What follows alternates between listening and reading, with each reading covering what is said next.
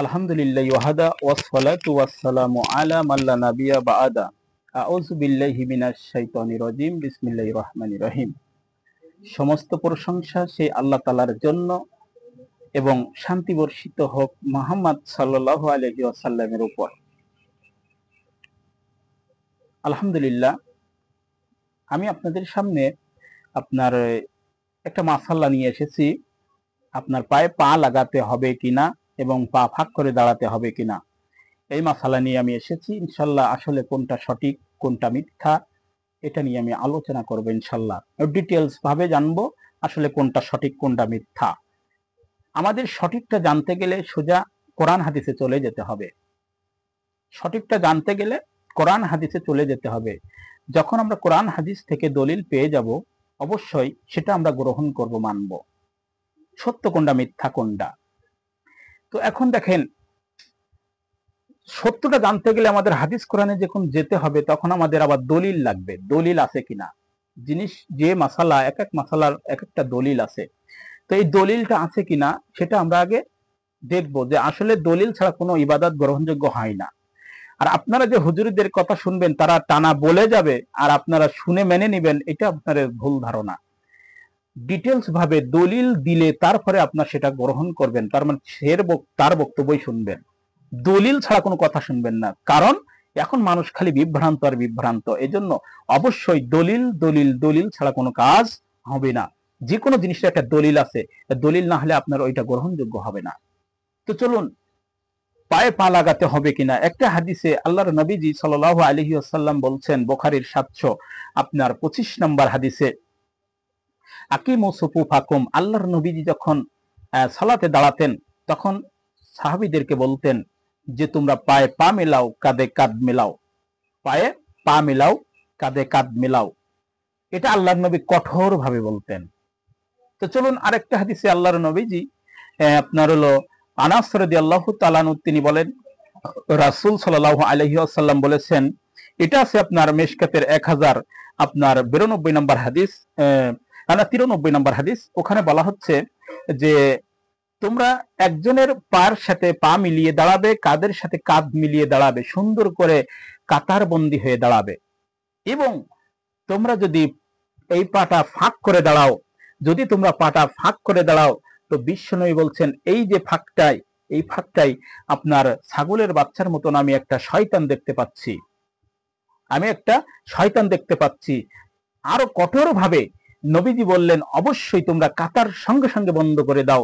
কাতার বন্ধ না করলে ওর ভেতরে ছাগলের বাচ্চার মতন একটা শয়তান দেখতে পাই, এই জন্য শয়তান তোমাদের সালাতের বিভ্রান্ত ঘটাবে। চলুন আরেকটা হাদিসে আল্লাহর নবীজি সাল্লাল্লাহু আলাইহি ওয়াসাল্লাম তিনি বলছেন, আপনার মিশকাতের আপনার 1091 নম্বর হাদিসে, আল্লাহর নবীজি এক জায়গায় আসলেন আর সাহাবীদেরকে ভিন্ন ভিন্ন ভাবে বসা দেখলেন। তো ভিন্ন ভিন্ন ভাবে বসা দেখে আল্লাহর নবীজি বলছেন, তোমরা এমন ভাবে বসলে কেন, বসে রইছো কেন? তোমরা জানো না আল্লাহর ফেরেশতারা আল্লাহর সামনে কেমন ভাবে দাঁড়ায়? আল্লাহর ফেরেশতারা আল্লাহর সামনে কেমন ভাবে দাঁড়ায়? সাহাবীরা বললেন, নবী গো সাল্লাল্লাহু আলাইহি ওয়াসাল্লাম, আল্লাহর ফেরেশতারা আল্লাহর সামনে কেমন করে দাঁড়ায়? তখন নবীজি বললেন যে আল্লাহর সামনে আপনার ফেরেশতারা দাঁড়ায় কাতার বন্দি করে, জমা করে, মানে একদম ফাঁকা জায়গা বন্ধ করে দাঁড়াতেন। মানে ফেরেশতারাও আল্লাহর সামনে কাতার বন্দি করে দাঁড়াতেন। তারপরে আরেকটা হাদিসে আব্দুল্লাহ ইবনে উমার রাদিয়াল্লাহু তাআলা আনহু থেকে বর্ণিত, রাসূল সাল্লাল্লাহু আলাইহি ওয়াসাল্লাম তিনি বলেছেন, এটা আছে আপনার মিশকাতের 1100 আপনার 2 নম্বর হাদিস। নবীজি বলছেন আপনার সাল্লাল্লাহু আলাইহি ওয়াসাল্লাম, তোমরা ফাঁকা জায়গা বন্ধ করো, আর ফাঁকা জায়গা যদি তোমরা বন্ধ না করো, শয়তান আমি দেখতে পাচ্ছি। আর বিশ্বনবী বলছেন, তোমরা যদি ফাঁকা জায়গা বন্ধ করো তাহলে আল্লাহ তোমাদের রহমতের সাথে রাখবেন।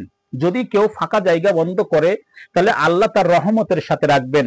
যখন ওই ব্যক্তি ফাঁকা করে রাখবে তাহলে আল্লাহ বলছেন ও আমার রহমত থেকে কেটে গেল।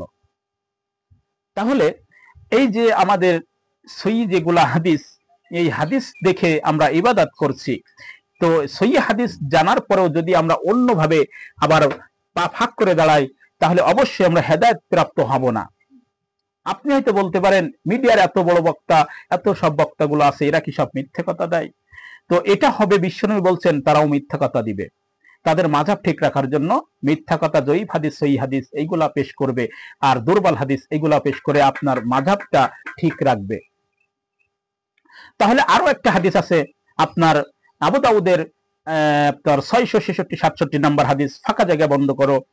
ফাঁকা জায়গা যদি তোমরা বন্ধ না করো তাহলে আমি শয়তানের ছাগলের বাচ্চার মতন একটা শয়তান দেখতে পাচ্ছি, অবশ্যই তোমরা ফাঁকা জায়গা বন্ধ করো। তাহলে এতগুলো হাদিসগুলো আমরা পেয়ে গেছি। হাদিস নাম্বার কত বললাম? এগুলো আপনারা লিখে রাখবেন, যেহেতু দেখে তারপরে মানবেন। হাদিসে আপনার 725 নাম্বার হাদিস, আর মেশকাতের আপনার 1000 আপনার 93 নাম্বার হাদিস, এবং আপনার 1102 নাম্বার হাদিস, এবং আবু দাউদের 666-67 নাম্বার হাদিসে। এতগুলো হাদিসে আমাদের পায়ে পা মিলাও, কাঁধে কাঁধ মিলাও। এত সুন্দর সুন্দর হাদিস থাকতে আমরা কেন পাড়া ফাঁক করে দাঁড়াবো? যদি আমরা পাড়া ফাঁক করে দাঁড়াই, এটা রসুলের তরিকা না। রসুলের তরিকা যদি আমরা না মানি তাহলে আমাদের গুমরা হয়ে যেতে হবে। যাই হোক, আল্লাহ আমাদেরকে বোঝার তৌফিক দান করুক। আল্লাহুম্মা আমিন। আখিরি দাওয়ানা ওয়ালিল্লাহিল হামদ। আসসালামু আলাইকুম ওয়া রাহমাতুল্লাহি ওয়া বারাকাতুহু।